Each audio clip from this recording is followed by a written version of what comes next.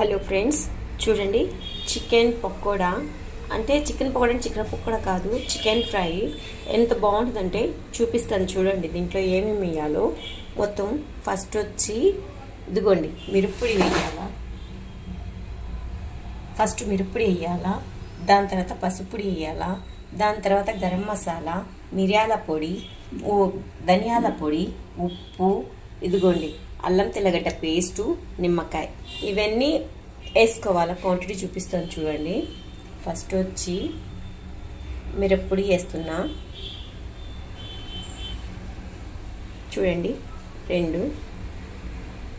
రెండున్నర వేసాను.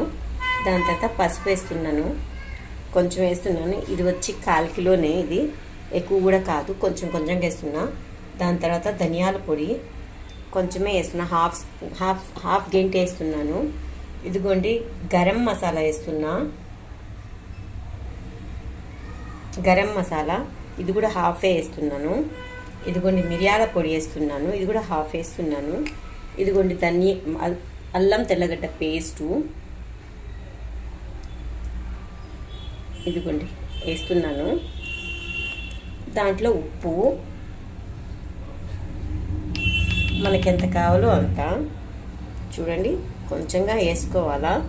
ఇదిగోండి నిమ్మకాయ కోసి దాంట్లో పిండేస్తాను. దీంట్లో కొంచెం ఫుడ్ కలర్ వేస్తున్నాను, 1 రౌండ్ వేస్తున్నాను. ఎక్కువ కూడా వద్దు, చాలు. ఇది బాగా కలిపేయాలా.